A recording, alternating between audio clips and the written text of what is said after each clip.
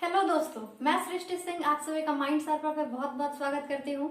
चलिए आज हम लोग पढ़ेंगे कि गोलीय दर्पण की वक्रता त्रिज्या और उसकी फोकस दूरी में क्या संबंध है। इसके अलावा हम इसको किताबी भाषा में कैसे लिख सकते हैं, मैथ के भाषा में कैसे लिख सकते हैं, और अलग अलग स्थानों से अगर हम किसी दर्पण पर टॉर्च बार देंगे, जो प्रकाश की रे निकल रही है, किरण निकल रही है, वो किस तरह से गुजरेगी परावर्तन के बाद, और ये सारे जो चित्र हैं वो उसी के हैं। तो चलिए समझते हैं। सबसे पहले एक चीज जान लेते हैं कि गोलीय दर्पण की वक्रता त्रिज्या एवं उसकी फोकस दूरी में क्या संबंध है। तो संबंध ये है कि गोलीय दर्पण की फोकस दूरी उसकी वक्रता त्रिज्या की आधी होती है। देखिए ये वाला जो लाइन है ना, इसको कहा जाता है कि वक्रता त्रिज्या है, ठीक। और आपको बताए थे कि ध्रुव से अगर मुख्य फोकस तक ऐसे माप दिया जाए तो उसको हम फोकस दूरी कहते हैं, ठीक। और ये क्या है, ये है वक्रता त्रिज्या। और क्या कह क्या रहा है यहाँ पर कि वक्रता त्रिज्या की आधी होती है फोकस दूरी। अगर हम इस लाइन को यहाँ से इस प्रकार से काट दें तो ये आधा निकल जाएगा, और यही बात इसको कहा गया है कि इन दोनों के जोड़ देंगे ना फिर तो ये बन जाएगा पूरा वक्रता त्रिज्या। ओके, तो यही कहा गया कि गोलीय दर्पण की फोकस दूरी, ये जो फोकस दूरी है उसकी वक्रता त्रिज्या की आधी होती है। यहाँ से अगर देखें तो ये आधी है ना। कि हम एक इस प्रकार से दर्पण लगा देते हैं और अगर अलग अलग दिशाओं से या अलग अलग प्रकार से हम टॉर्च को बारते हैं, टॉर्च को जलाते हैं, तो परावर्तन के बाद किरणें किस प्रकार से वहां से परावर्तित होगी। जैसे हम अगर मुख्य अक्ष के समानांतर ये जो लाइन है इसको हम मुख्य अक्ष कहते हैं, इसको इंग्लिश में प्रिंसिपल एक्सिस कहते हैं। इसके समानांतर यानी कि इसके बराबर में एकदम सीधा अगर एक लाइन बनाते हैं तो दर्पण से जब परावर्तन होगा तो यह मुख्य फोकस से होकर गुजरेगी। ओके, देखिए ना, अगर थोड़ा सा भी एकदम सेंस लगाइएगा, सोचिएगा, तो अगर हम इस तरह से टॉर्च बालेंगे ना तो एकदम ऐसा मुड़ जाएगा, है कि नहीं है, एकदम मुड़ जाएगा। तो ये मुख्य फोकस से होकर गुजरेगा, यही बात लिखा गया है। तो ये तो हो गया अवतल दर्पण। मैंने आपको पिछले वीडियो में बताया था कि अगर हम किसी गोले को हम दो भाग में काट देते हैं और उसकी बाह्य वाली भाग को हम पेंट कर देते हैं पीछे से, और उसका जो आंतरिक भाग है जो धंसा हुआ है उसमें अगर हम पेंट ना करें, सिर्फ एक सतह को, बाहरी सतह को, तो अवतल दर्पण का निर्माण होता है। तो अवतल दर्पण में कुछ इस प्रकार होता है। तो उत्तल दर्पण को भी देख लेते हैं। उत्तल दर्पण में कुछ इस प्रकार से होता है। देखिए इधर से तो पेंट रहता है इस प्रकार, है ना, और इसका जो परावर्तक सतह है ये उठा हुआ रहता है। अब हम मान लेते हैं कि यहाँ पर एक कैंडल को हम इस प्रकार से जला देते हैं।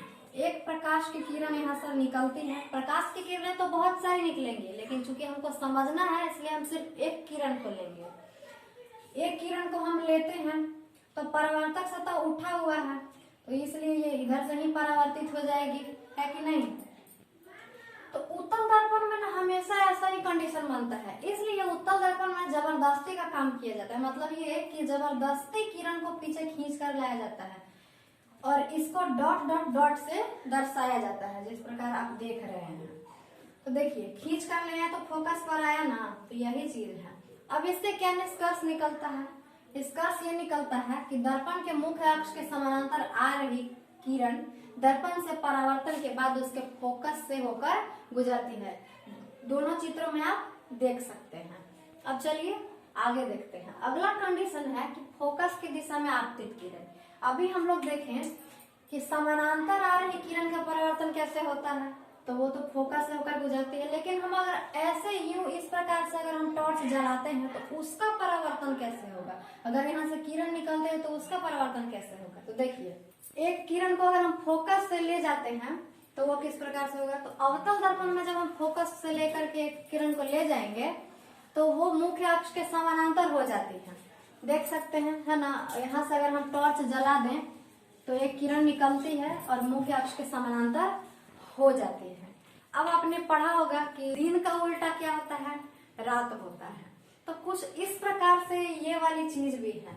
अगर हम सीधे ले जा रहे हैं तो फोकस से, और फोकस से ले जाएंगे तो सीधे। और उत्तल दर्पण में भी वैसा ही होता है। ये जो किरण है ये तो इधर से ही परावर्तित हो जाएगी, लेकिन फिर जबरदस्ती इसको पीछे की ओर खींच कर ले आएंगे तो देखिए ये फोकस से होकर गुजरती है। यहाँ तक कोई दिक्कत नहीं है, क्लियर है एकदम। अब देखते हैं तीसरी कंडीशन।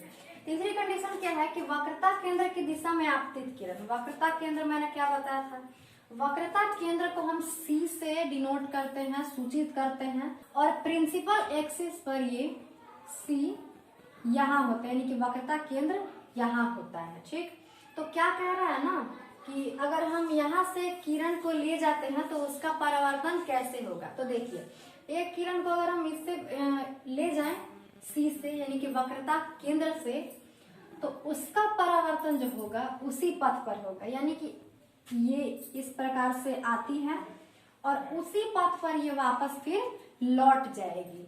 देख सकते हैं ये किरण आई और ये वापस लौट गई, उसी पथ मतलब उसी लाइन, जैसे आई वैसे ही चली गई।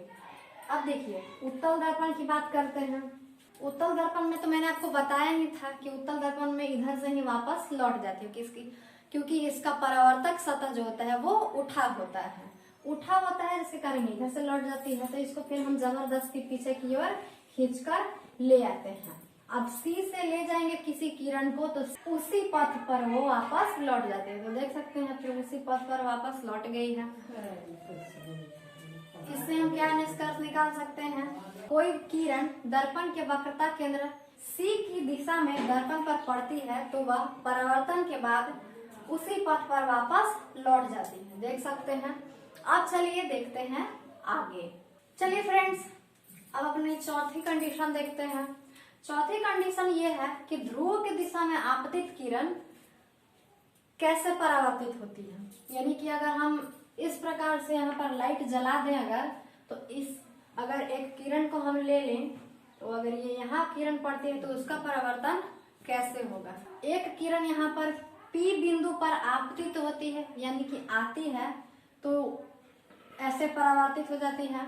लेकिन हम इसको क्या बोलेंगे, बोलेंगे कि अगर P पर कोई किरण आपतित होती है तो जितना डिग्री का कोण बनाते हुए आती है उतना ही डिग्री का कोण बनाते हुए जाते हैं, यानी कि जितना डिग्री का कोण यहाँ पर बनेगा उतना ही डिग्री का कोण यहाँ पर भी बनेगा। और इसी प्रकार से उत्तल दर्पण में भी होता है, जितना डिग्री कोण यहाँ बनेगा उतना ही डिग्री का कोण, उतना ही डिग्री का कोण यहाँ भी बनेगा। तो इसको हम क्या लिख सकते हैं, लिख सकते हैं कि आई होप कि इसमें आपको सारी चीजें समझ में आई होंगी। समझ में आई है तो वीडियो को लाइक कर दें, और अगर चैनल पर नए हैं तो चैनल को सब्सक्राइब करें। चलिए इस वीडियो के लिए इतना ही, तब तक के लिए जय हिंद।